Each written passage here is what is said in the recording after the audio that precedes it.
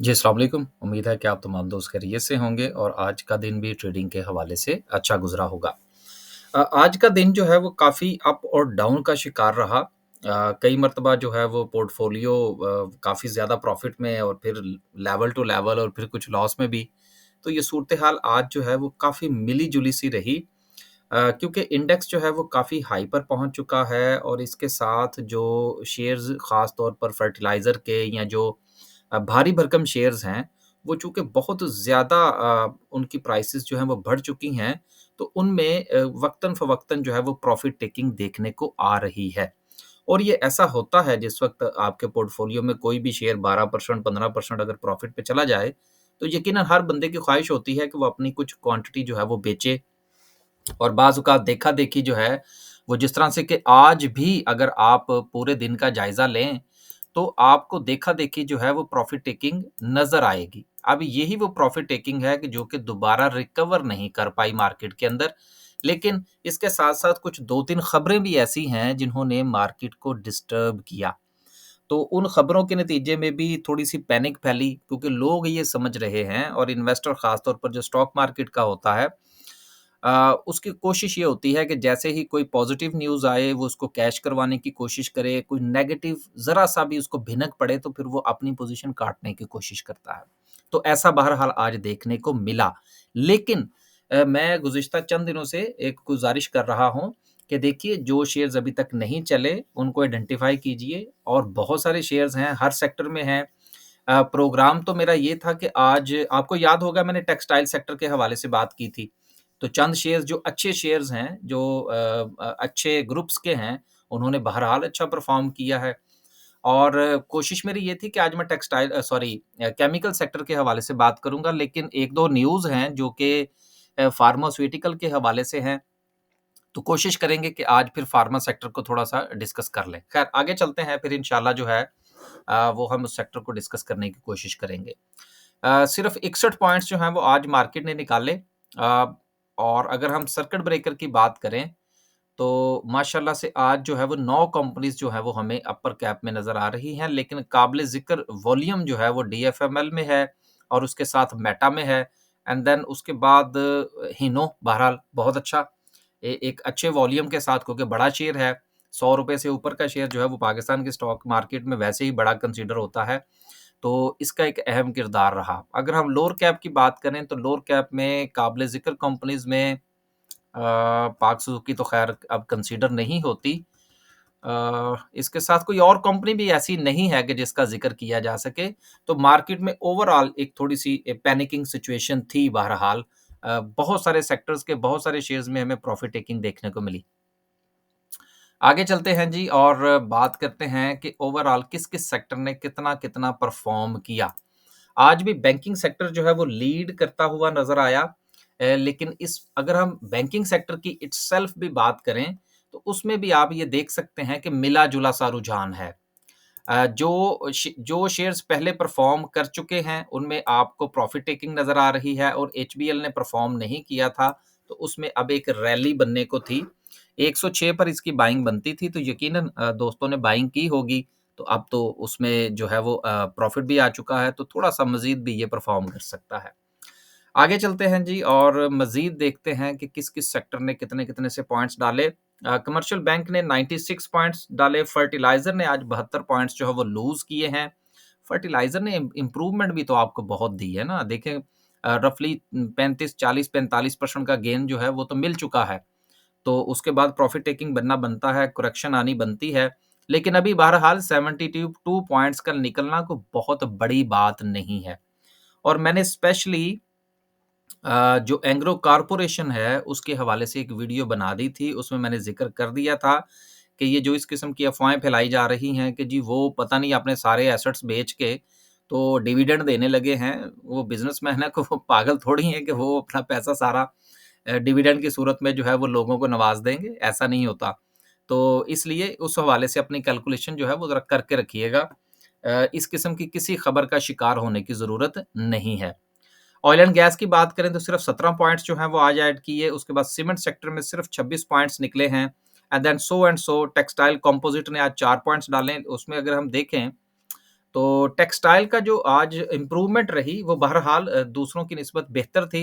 ज़ाहिर-सी बात है कि जब दूसरे सेक्टर्स जो हैं वो उतना परफ़ॉर्म ना कर रहे हों, तो फिर अगर 5 या 10 पॉइंट्स भी मिले तो वो बहरहाल वो भी कंसीडर होते हैं। ज़रा टेक्सटाइल कंपोज़िट में देख लें, तो फिर जो है वो हम इंशाल्लाह आगे चलते हैं।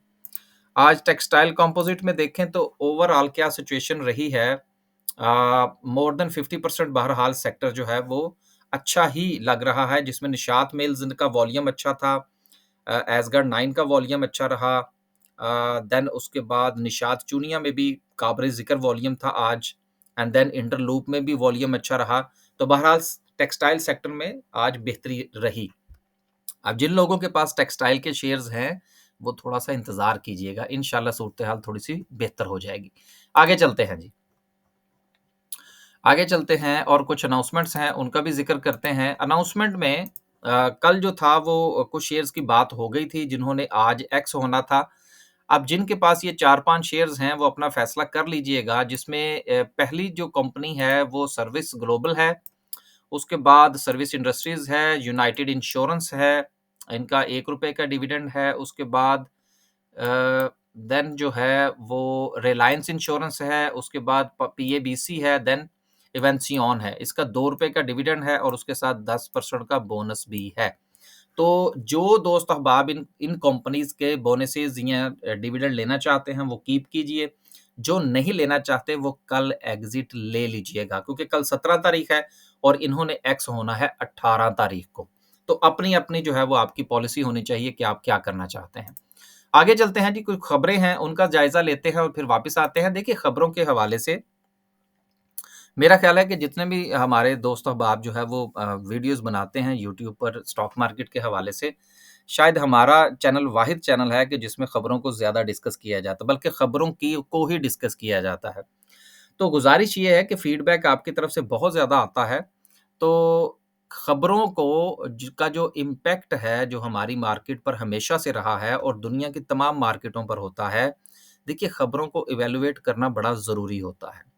जब तक आप खबरों को इवैल्यूएट नहीं करेंगे, आपको चीज़ों की समझ नहीं आएगी, आप सपोर्ट एंड रेजिस्टेंस में फँसे रहेंगे, ट्रेंड लाइन में फँसे रहेंगे। खबरों को अगर आप इम्पैक्ट नहीं करेंगे, उनको इवैल्यूएट नहीं करेंगे, तो यकीनन जो टेक्निकल्स और फंडामेंटल्स हैं, उनके हवाले से भी मुकम्मल स्टडीज़ जो हैं, वो नहीं हो सकती। टेक्निकल्स भी देखें, फंडामेंटल्स भी देखें, और जो मैं गुज़ारिश किया करता हूँ कि खबर जो है, आपने उसकी बुनियाद पर बाइंग सेलिंग नहीं करनी, लेकिन आपने उनको इवैल्यूएट ज़रूर करना है। तो ये कुछ 1-2 खबरें हैं, इनका जायज़ा लेते हैं, फिर इंशाल्लाह चार्ट को डिस्कस करने की कोशिश करेंगे। देखिए, एक ये पैनिक फैलाने वाली खबर है, जो कि मेरा ख़्याल है कि अगले 1 आध दिन के अंदर जो है इसको निपटा लिया जाएगा, कि ऑयल टैंकर्स एसोसिएशन ने रावलपिंडी और इस्लामाबाद में ईंधन की सप्लाई बंद कर दी है। इनके कुछ मामलात हैं पीएसओ के साथ, लेकिन आपको ये भी पता होना चाहिए कि पीएसओ की इट्सेल्फ जो सर्विस है, वो भी मौजूद है। तो लिहाज़ा टैंकर्स के इस मसले की वजह से कुछ ज़्यादा पैनिक फैलता हुआ नज़र नहीं आ रहा। लेकिन वक़्ती तौर पर अगर ये चीज़ जो है वो 1 आध दिन जो है वो प्रोलॉन्ग करती है, तो इसका इम्पैक्ट आ सकता है। मार्केट में थोड़ी-सी पैनिक जो है वो फैल सकती है। इस पैनिक के फैलने के नतीजे में अगर जो है वो मार्केट कुछ पॉइंट्स लूज़ करती है, तो उसको एज़ ए अपॉर्च्युनिटी लेना चाहिए, क्योंकि ये कोई फंडामेंटल डैमेज करने वाली न्यूज़ नहीं है। न्यूज़ का पढ़ना और उसको देख के इवैल्यूएट करना कि इसका इम्पैक्ट कितना हो सकता है, यही इवैल्यूएशन का हिस्सा होती है। तो ये खबर वक़्ती तौर पर है, लेकिन इसका आगे चल के कुछ जो है वो मुझे इम्पैक्ट आता हुआ नज़र नहीं आ रहा। देन उसके बाद दूसरी जो खबर है, जिसके ऊपर जो फार्मास्यूटिकल के पूरे सेक्टर को इम्पैक्ट जो है वो करेगी, वो खबर ये है कि रिकॉर्ड डिक्लाइन। अब एपीआईज़ जो हैं, जिसमें एक्टिव फार्मास्यूटिकल इंग्रीडिएंट्स जिनको कहा जाता है, रॉ मटेरियल कह लीजिए। दवाइयाँ बनाने के जो रॉ मटेरियल्स हैं, उनकी जो कीमतें हैं, उनको कम होता हुआ देखा गया है इंटरनेशनली, और अब राय ये है कि अब यहाँ से 2 राय निकलेंगी। एक राय ये है कि जी इससे फ़ार्मा के जो शेयर्स हैं, उनमें बेहतरी आएगी, और दूसरी राय ये है कि उसमें बेहतरी नहीं आएगी। अब हम इन दोनों चीज़ों को थोड़ा-सा टाइम देंगे, देन फिर हम आगे चलेंगे। देखिए, पाकिस्तान के में जैसा कि दवाइयों की कीमतों को कंट्रोल किया जाता है। अब जो फार्मास्यूटिकल कंपनीज़ हैं, ये हुकूमत को ब्लैकमेल करती हैं 2 हवालों से। नंबर 1 कि जी हमारे पास रॉ मटेरियल नहीं है, नंबर 2 कि हमें उसकी इजाज़त दी जाए और नंबर 3 कि फार्मास्यूटिकल के जो रॉ मटेरियल्स हैं, उनकी कीमतें बहुत ज़्यादा हो गई हैं, लिहाज़ा हमें इजाज़त दी जाए कि हम अपनी जो कीमतें हैं, प्राइसेज़ जो हैं, वो उनको बढ़ा सकें। अब इस हवाले से पॉज़िटिविटी अगर हम निकालने की कोशिश करेंगे तो वो ये है कि जी चूँकि इंटरनेशनली जो है वो रॉ मटेरियल की कीमतें कम हुई हैं, लिहाज़ा इनके प्रॉफ़िट्स बढ़ जाएँगे। जबकि मेरी ज़ाती तौर पर ये राय है कि शायद ऐसा मुमकिन नहीं है। नंबर 1 हमारे पास अभी इतने डॉलर्स नहीं हैं कि फ़ार्मा का जो रॉ मटेरियल है वो जितना चाहे बाहर से मँगवा सकें। अभी हमारी इम्पोर्ट्स पर रिस्ट्रिक्शंस मौजूद हैं। दूसरी बात ये है कि अगर ये न्यूज़ जो है इसको हम इस हवाले से देखें कि जी कीमतें कम हो गई हैं, तो अब हुकूमत के पास ये बहाना होगा कि जी हम आपको इजाज़त नहीं दे सकते क्योंकि आपका जो रॉ मटेरियल है वो इंटरनेशनली सस्ता हो चुका है। तो यहाँ से जो मेरी जो राय है वो ये है कि फ़ार्मा को कुछ ज़्यादा फ़ायदा नहीं होगा इस न्यूज़ से। अपनी-अपनी राय है, लेकिन अगर आप समझते हैं कि इससे फ़ार्मा को फ़ायदा होगा, तो आप पोज़ीशन ले सकते हैं। मेरा ख़्याल है कि इसका वक़्ती तौर पर कोई फ़ायदा होता हुआ नज़र नहीं आ रहा, जब तक कि हमारी इम्पोर्ट्स जो हैं, उनके ऊपर पाबंदियाँ जो हैं, वो नरम नहीं होती, जो कि अभी तक नहीं हुई। तो ये तो था ओवरऑल प्राइसेज़ के हवाले से कि जिसका एक जंप जो है, वो गुज़िश्ता भी आपको फ़ार्मा सेक्टर में देखने को मिला। तो आने वाले दिनों में आप इसको फैक्टर इन ज़रूर कीजिएगा अगर आप फ़ार्मा के किसी भी शेयर को इवैल्यूएट करने जा रहे हैं। वापस चलते हैं जी और डिस्कस करते हैं चार्ट को। चार्ट में सबसे पहले कैंडल, कैंडल जो है वो आज अच्छी नहीं है, प्रॉफ़िट टेकिंग जो है वो अच्छी खासी जो है वो देखने को नज़र आ रही है। अगर कल एक और कैंडल जो है वो इसके साथ बनती है, तो देन हमें मार्केट में एक अ, वक़्ती तौर पर जो एक करेक्शन जो है वो देखने को मिल सकती है। दूसरी बात ये है कि मार्केट का कम होता हुआ वॉल्यूम।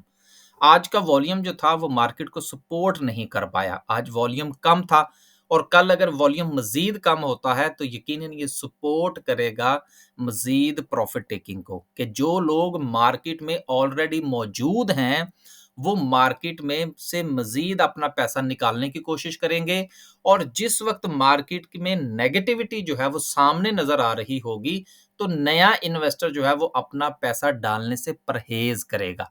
जिसके नतीजे में अगर वॉल्यूम कम होता है, तो यकीनन ये जो प्रॉफ़िट टेकिंग का सिलसिला है, ये थोड़ा-सा प्रोलॉन्ग कर सकता है।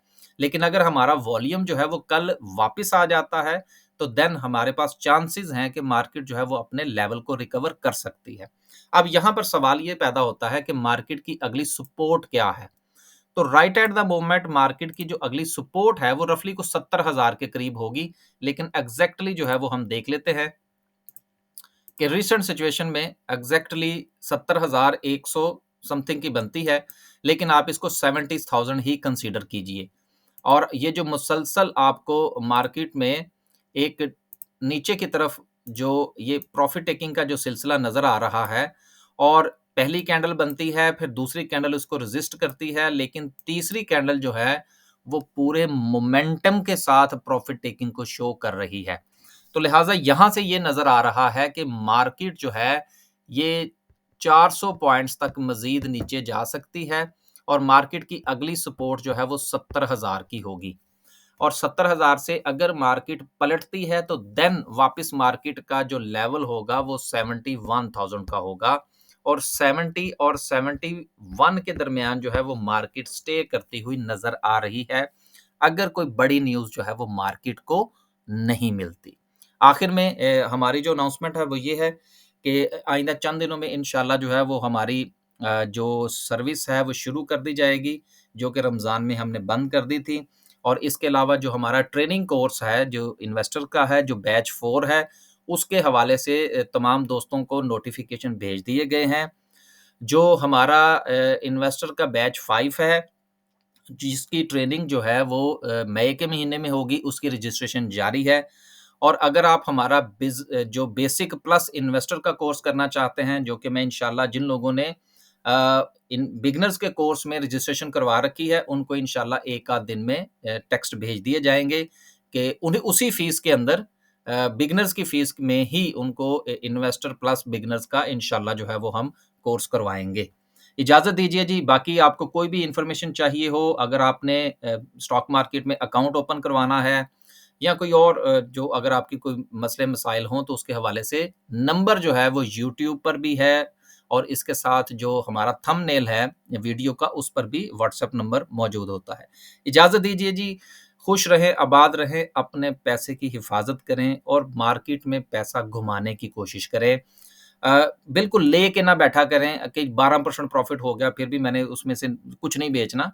1%, 2%, 3% ज़रूर बेचा करें। प्रॉफ़िट की टेकिंग किया करें और जब वही शेयर वापस आए, तो दोबारा बाय बैक कर लीजिए, क्या फ़र्क पड़ता है? लेकिन अपने पैसे को थोड़ा-सा रोटेट ज़रूर किया करें। हम अपने इन्वेस्टर के कोर्स में भी ये चीज़ जो है उसको एनकरेज करते हैं कि आप बहुत ज़्यादा ट्रेडिंग के पीछे ना भागें, लेकिन जहाँ पर सिग्निफिकेंटली आपको नज़र आ रहा हो कि एक अच्छा शेयर जो है, वो वापस लेवल पर आ चुका है, तो उसको बाय बैक ज़रूर किया करें।